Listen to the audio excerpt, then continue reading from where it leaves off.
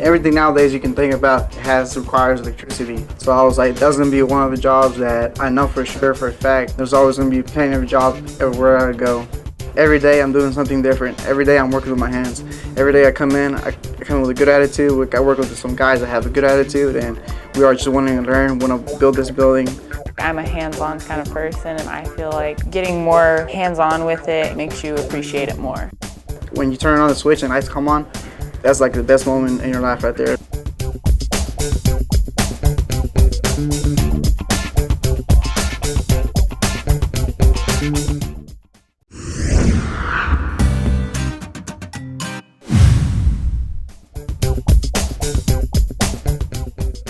I've been doing plumbing for about 10 years now. My job title is a foreman, a journeyman plumber. My job is to complete the objectives that I need to have completed by a given date.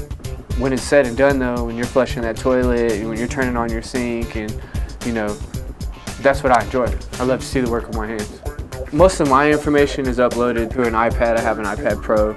All of my plans, all of my submittals, any of the information I need to find is going to be right there on the iPad.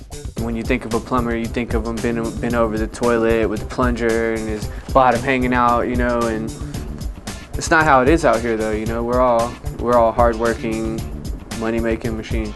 I'm really just proud of my work in general.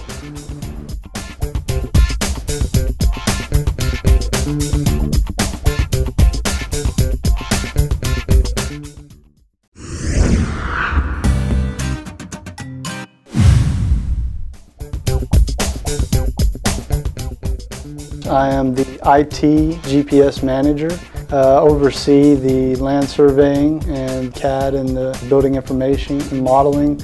I went to ITT and got a degree in CAD design, and that's been the basis of everything I've done since then. What we do is we get information from engineers and architects and other design consultants, and we put that together in a comprehensive manner that allows our field personnel and our project management teams to get a lot more detail of the project than what you would typically see on a set of plans. I work with virtual design and construction. I also work with CAD and build 3D models so that we can go out in the field and actually translate these models into real-world design. We have to make sure everything's got its own place so that when we go to build it, each trade knows exactly where they need to be. Everyone should look into it, especially us young kids. Not really knowing what they're going to do with their lives is just a great route to look into, and I certainly will.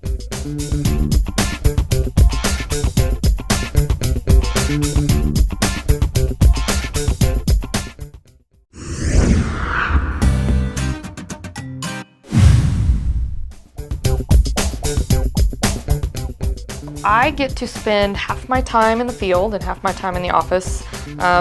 Sometimes a little bit more, sometimes a little bit less, depending on what the job needs. We do all of the paperwork that helps drive the field. So I've got to make sure that I've got the contract for that tank, and I've ordered that tank in enough time, so when they tell me I've got a hole, I need that tank in the ground. Here. Okay. Yep. I come here and y'all are very progressive and y'all are very strong towards your work ethic and whatnot. And so that's very kind of mold breaking.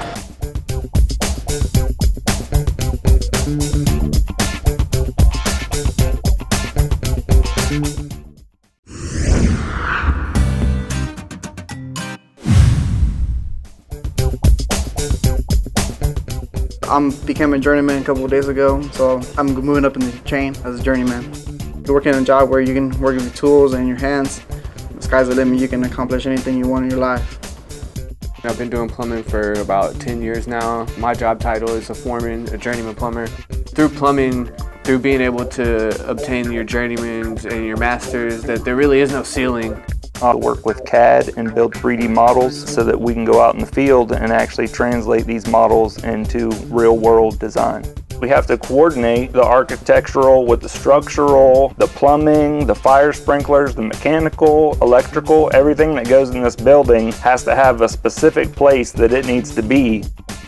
Skilled trades are jobs such as electrician, mechanic, plumbing, heating and ventilation, AC. When you start out working in a skilled trade job, you make at least double to triple what minimum wage is, and there's plenty of promotion and raising opportunities. No college debt, you're ready to go, you get out there and you've started your career without having to go to a four-year school. We need to figure out a way to really match these opportunities and these openings and these careers with students who are really searching to find themselves, and that we need to do more to expose them.